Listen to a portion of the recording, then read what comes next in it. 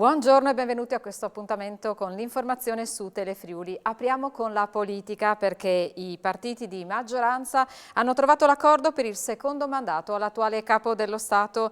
Il presidente della Regione, Massimiliano Fedriga, parla di grande sacrificio e senso di responsabilità da parte dello stesso Mattarella, mentre grande delusione in Fratelli d'Italia. Vediamo. C'è voluta una settimana di fumate nere, candidati bruciati all'altare dei voti, fitte trame e litigi, ma alla fine i partiti di maggioranza hanno trovato la quadra. Sergio Mattarella è per il secondo mandato consecutivo Presidente della Repubblica. Decisiva quindi l'ottava votazione, una scelta per la stabilità del paese, così i partiti hanno benedetto il Mattarella bis. Soddisfatto il capo della Lega Matteo Salvini, che parla di personale vittoria per aver proposto lui stesso il nome di Mattarella dopo estenuanti trattative. Ma è una vittoria di Pirro per il Carroccio, con il ministro dello sviluppo economico Giorgetti che non esclude le sue dimissioni dal governo Draghi. Soddisfatto anche Enrico Letta, segretario del PD, la cui base assembleare ha salutato questa decisione con un lungo applauso. Giuseppe Conte, Movimento 5 Stelle, parla di ottimo risultato, mentre il leader di Italia Viva, Matteo Renzi, annuncia che non sarà un mandato a scadenza ma settennale. Lo stesso Mattarella, al termine di un incontro con le delegazioni del partito, ha sciolto le riserve dicendo di essere pronto al secondo incarico. A ringraziare lo stesso capo dello Stato per il grande spirito di sacrificio è il governatore del Friuli Venezia Giulia Massimiliano Fedriga, che nel pomeriggio si è recato da Mattarella in qualità di presidente della Conferenza delle Regioni insieme a una delegazione.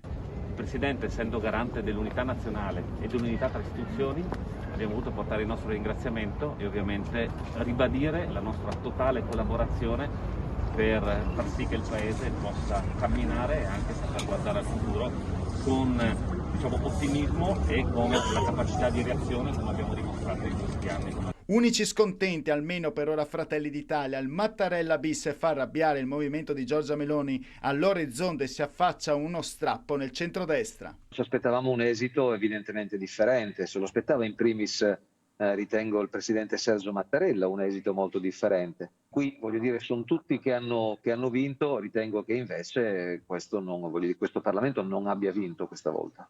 Diciamo che il centrodestra deve fare un bel pit stop secondo me. E tra le reazioni, quelle della Lega, per cui la rielezione di Sergio Mattarella è una fotografia di ripiego rispetto a quelle che erano le proposte del centrodestra nelle ultime settimane. A dirlo l'europarlamentare e il segretario regionale della Lega Marco Dreosto, che aggiunge una scelta che non deteriorerà i rapporti all'interno del movimento. La rielezione di Sergio Mattarella mette a riparo il governo, ma demolisce in qualche modo il centrodestra, un'alleanza che sembra essere sempre più debole. Ci possono essere anche delle ripercussioni a livello regionale. Lo chiediamo a Marco Dreosto, europarlamentare e segretario regionale della Lega in Friuli Venezia Giulia.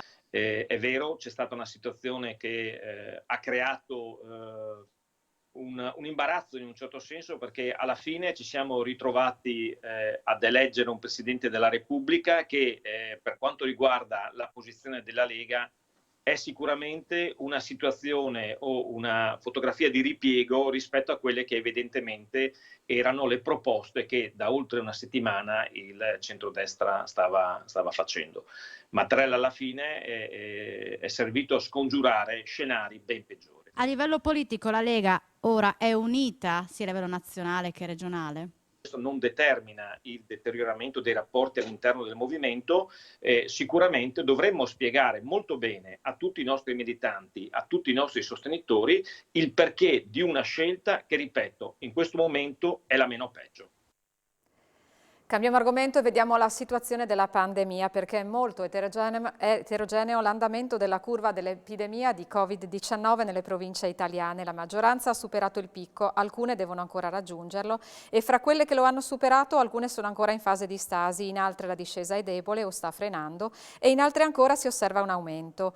Ancora alta ovunque l'incidenza settimanale, con picchi nella provincia di Vicenza con 3.198 casi su 100.000 abitanti, nella provincia autonoma di Bolzano 3.010 e a Forlì Cesena 2.989 e Ravenna. Per quanto riguarda le province del Friuli Venezia Giulia si registra una crescita frenata vicina al picco a Pordenone con 2.638 casi e Trieste 2.198, una iniziale diminuzione dopo il picco a Udine 2.164. A Gorizia il dato è di 2.292 casi. Passiamo adesso alla cronaca da Pordenone. Tetto in fiamme nella notte ad Arzene, incendio che ha reso la casa ora inagibile. I vigili del fuoco di San Vito al Tagliamento e Spilimbergo, coadiuvati dall'autobotte e l'autoscala della sede centrale di Pordenone, sono intervenuti poco prima dell'1 di questa mattina per un incendio di una copertura in legno di un'abitazione in via della Villa ad Arzene Valvasone. Le fiamme hanno interessato una falda del tetto. I pompieri hanno lavorato circa 4 ore per la messa in sicurezza dello stabile e le necessarie verifiche strumentali volte ad escludere l'eventuale presenza di gas tossici nell'abitazione adiacente. Passiamo adesso a Udine, dove la città è stata nuovamente sfregiata da scritte Novax. Questa volta ad essere imbrattata è stata la parete esterna della sede della Regione del Friuli Venezia Giulia in via Sabadini. Il Vax, frate uccide e altre scritte vergate in rosso sono sotto le mega insegne dell'ente regionale. Ad accompagnarle l'immancabile simbolo della W cerchiata. Si tratta dell'ennesimo atto vandalico avvenuto nel capoluogo friulano da metà dicembre. Dopo aver colpito le scuole, l'ospedale e diversi sottopassi, ora gli autori, ancora impuniti, puntano alle istituzioni. Cambiamo argomento, ecco chi sono i nuovi poveri che si stanno rivolgendo alla Caritas diocesana di Pordenone, giovani che da poco hanno aperto la partita IVA e giostrai. Sentiamo. Nuove povertà, figlie della pandemia. La Caritas diocesana di Pordenone sta facendo i conti con tutta una serie di situazioni prima sconosciute. Calano i migranti con numeri estremamente bassi rispetto a qualche anno fa, aumenta quello degli italiani che all'improvviso si sono trovati senza la possibilità di lavorare e di conseguenza senza un'entrata che potesse permettere loro di vivere pagando affitti, bollette e acquistando da mangiare. Volti nuovi, facce di una povertà che non ha risparmiato Pordenone e chi sino a qualche mese fa era sempre stato abituato ad arrangiarsi e che ora invece si è visto costretto a chiedere aiuto. Giostrai è un caso, o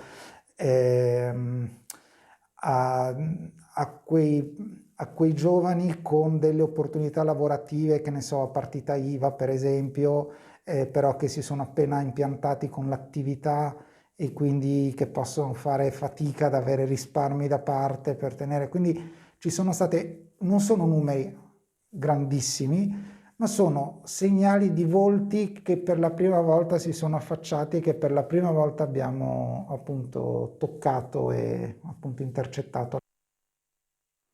Passiamo adesso agli spettacoli, il fantastico mondo dei burattini e delle marionette raccontato in un'esposizione internazionale inaugurata al Centro Culturale Aldo Moro di Cordenons.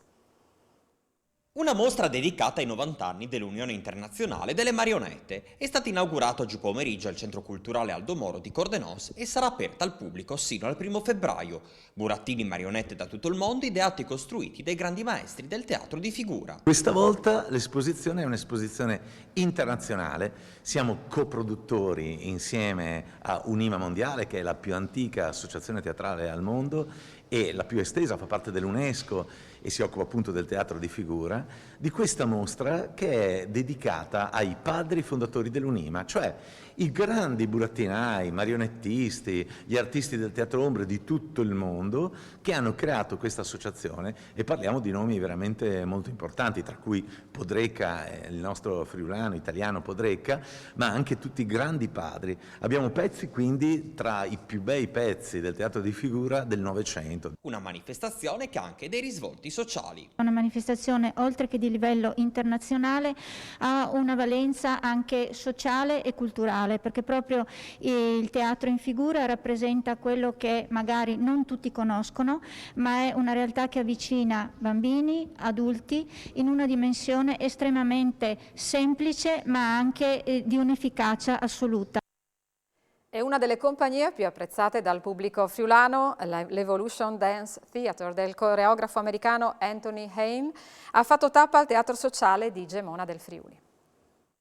Fondata in Italia dal coreografo americano Anthony Haney, nel 2019 ha festeggiato i 10 anni. La Evolution Dance Theatre è apprezzata compagnia che ha conquistato i favori del pubblico di tutto il mondo, quello regionale compreso, per spettacoli che fondono diverse discipline di teatro fisico e danza, enfatizzati da una illuminazione futuristica, effetti speciali e scenari interattivi, con artisti danzatori, ginnasti, illusionisti, contorsionisti ed atleti. Per il circuito interregionale teatrale teatrale al Teatro Sociale di Gemona ha presentato Blu Infinito, spettacolo organizzato in collaborazione con artisti associati che debuttò proprio nel circuito regionale lo scorso anno, con cui la Evolution Dance Theatre trasporta il pubblico in un mondo in cui non esistono limiti all'immaginazione. In un connubio fra arte, scienza e tecnologia, il Blu Infinito, che è origine di ogni metamorfosi, avvolge i performer in giochi di laser e specchi, riflessi, rifrazioni, schermi chimici che reagiscono e catturano la luce, creando mondi in cui le ombre dei danzatori si muovono e comunicano. Il coreografo Anthony Haney non trascura l'acqua che scorre, danza e fluttua compiendo viaggi meravigliosi, scopre sentieri nascosti nel magico mondo della natura per poi fluire nel blu infinito, ove incontra creature fantastiche, animali acquatici ed alghe marine. I coralli si accendono di luce quando i raggi del sole penetrano la superficie dell'acqua. I fondali marini si illuminano di colori che sembrano dipinti dalla mano di un artista. Non c'è un sopra né un sotto, non esiste gravità, ma solo un bellissimo volo libero.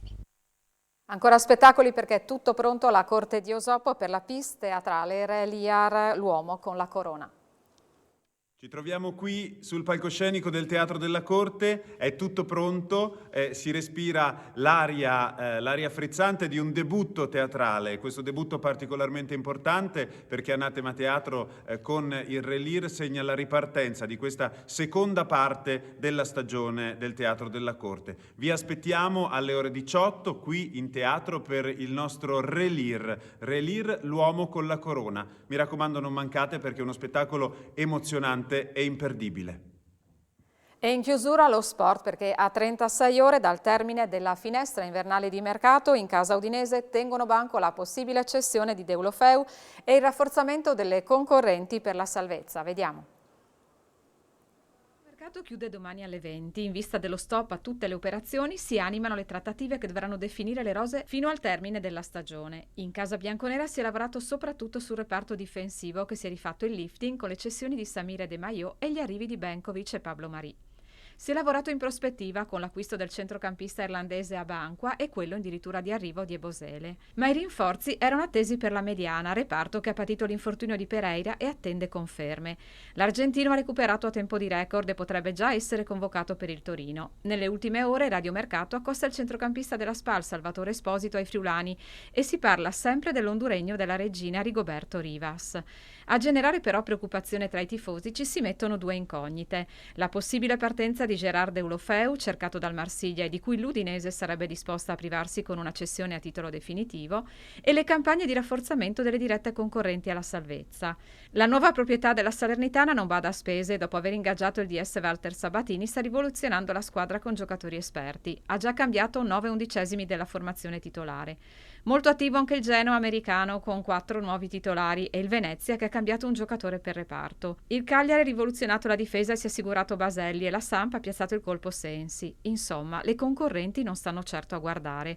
Alla ripresa del campionato, già nel prossimo fine settimana, una cosa è sicura: la lotta per la salvezza sarà davvero tosta. E questo appuntamento con l'informazione termina qui. Io vi ringrazio per averci seguito e vi auguro un buon pomeriggio.